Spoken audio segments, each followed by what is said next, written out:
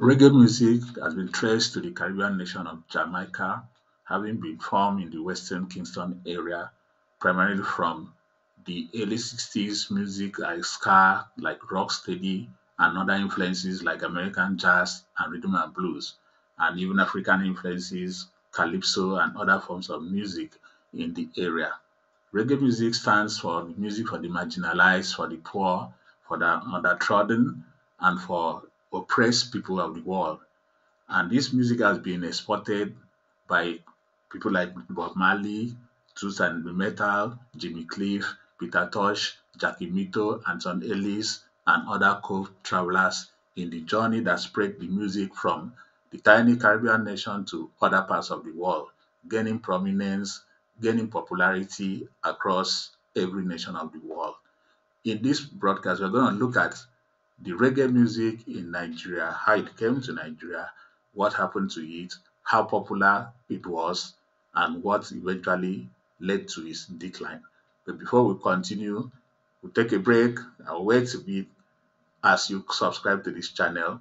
If you love what we are doing, click the subscribe button so that we'll continue to serve you with good information, entertaining information, and every good thing that comes from music in my ears.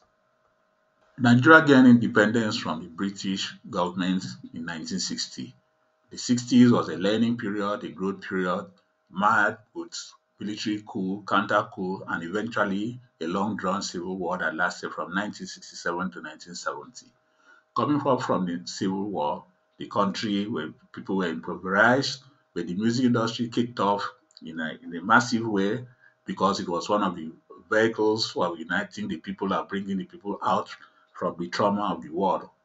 Along the line, Nigeria discovered oil and the boom came and the entertainment industry exploded, leading up to many things happening, a lot of money being spent, Udoh Award, all sort of money being spent. In fact, the government of the day at that period said that they didn't know what to do with the money being gotten from oil.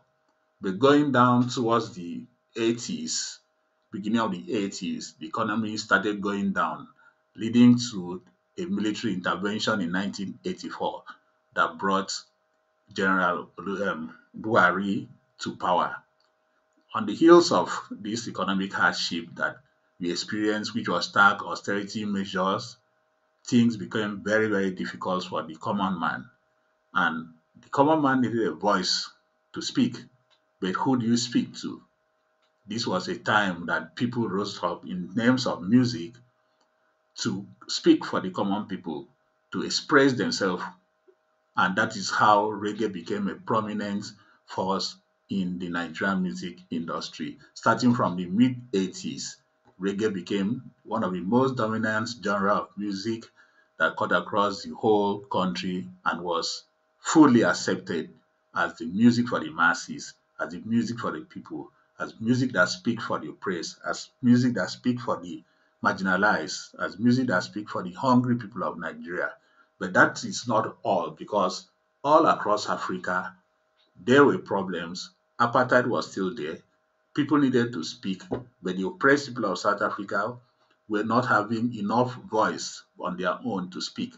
So that is why the whole world rallied around to support the people of Soweto, to support the people of South Africa, and Nigeria was not left out of it. One of the major voice or means of communicating this anger, this fight, this struggle was through reggae music. That is why you had people like Sony Okosun coming out and so many Nigerian artists coming out with the message of free Mandela and apartheid in various means, in various songs. That is one other reason that propagated reggae music in Nigeria. When we come back, we'll dive deeper. We'll dive deeper and find out who were the major characters, how things went down in the 80s, trying to look at what really happened to reggae music in Nigeria. Stay tuned. I mentioned earlier that reggae music took effect and really took space in the mid 80s in Nigeria. However, the music form has always been played. We had bands like Cloud 7, artists like Bongo Sikwe, Michael Moore, Bassy Black, releasing reggae songs in combination of other songs on their albums.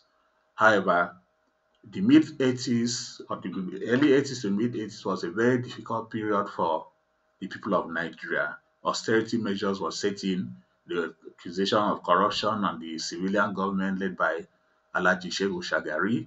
Then in came General Muhammadu Buhari, who took over power in 1984 from Shehu Shagari and instituted stiff measures that along the line people did not find easy to cope with.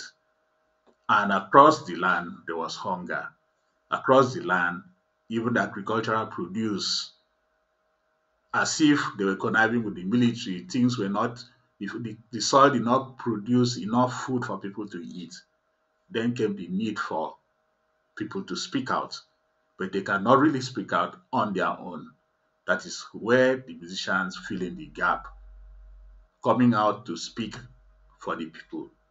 And initially, as I said, reggae music was just like one track in an album. But in 1984 came this young man called Boyega Femi, also known as Terra Kota, with a full album that launched himself as a reggae artist and recorded as a reggae artist. That really marked the beginning of reggae music era in Nigeria. That album was titled Lamentation for Sodom. Many historians reckon with Terracotta as the first full-fledged reggae artist in Nigeria. It doesn't count against the effort of Sony Okosun using that same medium in instances in the fight against apartheid even before 1984. It doesn't count against other artists that were using that medium, I mean reggae, to portray some of their songs in their album. But scholars and historians reckon Terracotta as the very first person that came out and said, I am a reggae artist. This is my album, a reggae album I'm presenting to the public. And that album enjoyed massive airplay, critical review, and was widely accepted across the country. And that sparked the change from the dominating pop scene, pop era that started from the late 70s into the middle 80s and a switch to reggae music. It was such a phenomenon that artists that previously were donning jerry curls, playing pop music and all other form of music dropped all that and moved into reggae music. That was just the phenomenon. That was just the phenomenal thing that happened that created a total shift from the once dominated pop era into reggae music. Incidentally, the record companies bought into this music. The major labels that existed there, like Polygram, that later became Premium Music, bought fully into that aspect of music. Even EMI, all the labels moved into reggae and supported reggae music across the country. And that is how reggae music fostered and grew and became the dominant music in Nigerian music history in the 80s. Now, remember that it was not only Nigeria that had issues. Most African countries were experiencing military takeover from democratic governance. Even the democratic governance had these slum sit tight rulers that had become emperors unto themselves, not willing to relinquish power, not willing to hold election. There was so much going on in the continent of Africa, and there was so much to speak about, and there was so much to speak against. And remember, apartheid was still going on. There were issues everywhere. There were issues in Namibia. There were issues across the continent. The fight against apartheid was at its peak at that time, and Nigerian artists were up to it. They really took up the fight.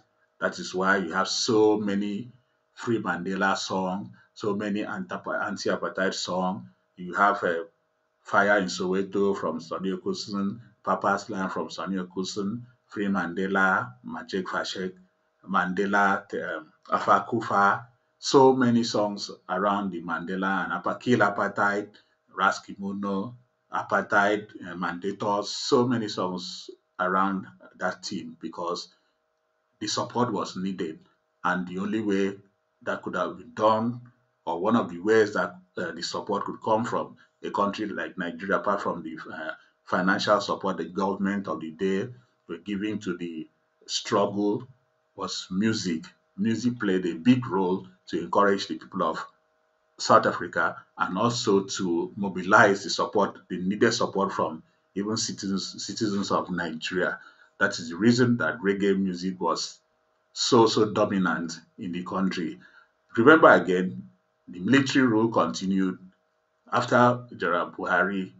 Another general in the name of Ibrahim Babangida took over and stayed long enough to elicit another coup or a switch into a semi civilian contraption that was later kicked away and taken over by the spectacle one, General Abacha, who equally stayed on until God called him.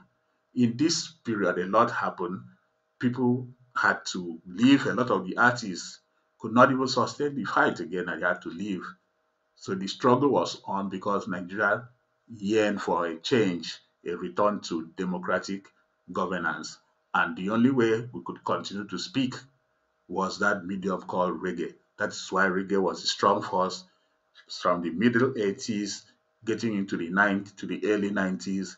We continued with the struggle, and the artists continued to support in the struggle with their songs and their messages and encouraging people to keep on the fight until the government could listen, in which case, most of the time, they never wanted to listen. Now, I would enjoy that spell of dominance as a music form in Nigeria. Everything that has a beginning do have an end. It's surprising because reggae music is still on in most other parts of the world, in Jamaica, in Africa. The East Africans still enjoy reggae music up till now. They still have concert. They bring in the Jamaican artists. They bring in all the big name, Jack Cure, Janine, all the big artists still pause. They still play the East African circuit, but not in West Africa. Really, the music era of that period went on, the reggae era went on, but the decline started setting in. What was the real reason behind this decline? First of all, the whole concept, the whole reggae team was themed around fight against oppressive regimes across Africa or maybe around the world, equal rights, justice, fight against apartheid. And the fight against apartheid was gradually being won. By 1989 or thereabouts, apartheid was collapsing, had collapsed. Mandela was released I think about 1990 and the rest of 1989 or so, who eventually became the president of South Africa.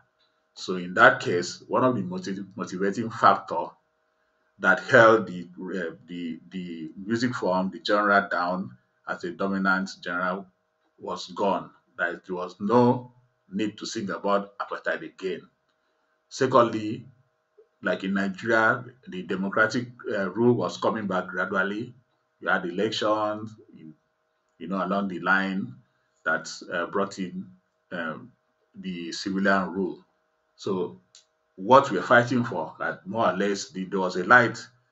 We're beginning to see a light at the end of the dark tunnel that this country was going back to civilian rule. So another motivating factor that sustained reggae music also went. Thirdly, the labels were leaving, the major record labels, because the majors were multinationals, talking about the CBS, Sony, the EMI that later became Ivory Music, Polygram that later became Premier Music. Though Premier stayed long and still supported the new generation reggae artists who came with the raga, the dancehall, and the rest. They were still there to support, but things have changed. And one of the change came because of this indigenization policy of the government that started in the late 70s that stated that the foreign companies must be owned, certain percentage must be Nigerian owned, and all that. At the end of the day, the management buy out or take over, making the majors to move out of the country gradually, coupled with the economic situation that did not favor investment at that time. So a lot of multinational, not only in the recording industry, most other industries, they were pulling out. And with that, the support for music, the support for entertainment was declining. Even the artists itself, a lot of people relocated abroad. Victor Shade and Mandators relocated abroad. Terra Kota had since left after initiating the whole thing. He relocated to the US. Alex Zito relocated. Femi Ucheto. A lot of the artists moved abroad, leaving the industry empty because really it looks as if there was nothing to fight for again. Then the new wave of people that came up were now into the dancehall, the raga thing, talking about Blackie, Daniel Wilson, Desmond Dredd, and similar artists. Fourthly, which is very critical, very, very crucial, there was not real spiritual foundation to the reggae movement in Nigeria. If you look at Jamaica, that music form is equally tied to their spirituality as Rastafarians.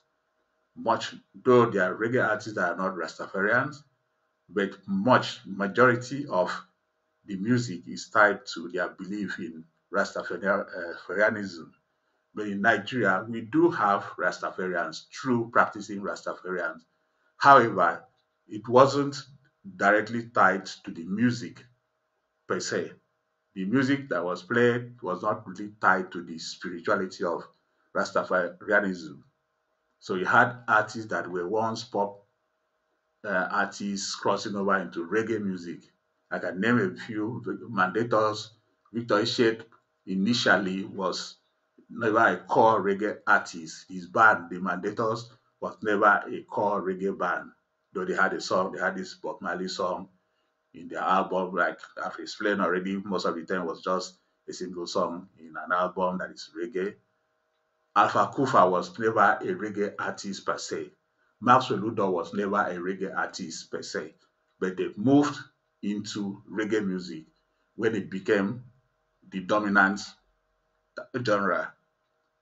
So the foundation, the spiritual foundation of reggae music being tied to the Rastafarian belief was not there. To buttress more to the point, the Jamaicans believe they look towards Africa as their spiritual home. They look towards Ethiopia. They believe in the Selassie I concept. But I don't think, except the true practicing Rastafarians in Nigeria, I don't think much of the artists of that period looked towards Selassie I as their spiritual foundation or look towards to moving to the homeland from their homeland because every Nigerian believes this is the homeland. So you cannot be speaking of homeland and now thinking of Ethiopia as another homeland. It doesn't stand out, it doesn't speak out. So the whole concept around the spirituality of reggae music was not there, but they had a voice, they had a reason to use that medium to propagate truth, to fight for justice and equity and fairness, to fight against restrictive regimes and all that. But when those motivating factors were no longer there, there was bound to be that decline. And that is exactly what happened. And that's what led to the decline, which unfortunately coincided with the decline in the music industry because at a certain time, even entertainment was going downhill. Nightlife was gone. So there was no real motivation to keep on going. And that led to the reggae industry going south, along with the music industry going down south until everything almost came to a close before the revival that came up again in the mid 90s, when the people from Ajegule came up with their own concepts and find, self-help to revive the industry. So that is how it is being. That is what happened to reggae music in Nigeria. When we talk of the reggae era, and you wonder why, how, that is how it all happened. That is how reggae declined.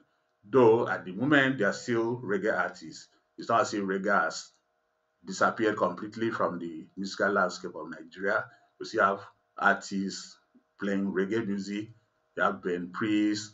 You have Orits Wiliki is still there. There are several Righteous Man. There are several artists still playing the reggae genre, but it is no longer the dominant music form in Nigeria. Things have changed a lot. We have moved on to several Afro pop, Afro hip hop, until we mix everything and came to Afrobeat, which is what we are now relying on as the music form in Nigeria. So, once again, thank you for listening to this recording. Kindly help us by subscribing to this channel. If you enjoyed what we are doing, just click on the subscribe button. You can drop your comments, you can press your like, so that we'll be encouraged to do more. Thank you until we come back again with another recording. Thank you. This is Music in My Ears, the Nigerian Music History Story channel on YouTube, on Spotify, and on several other platforms. Peace.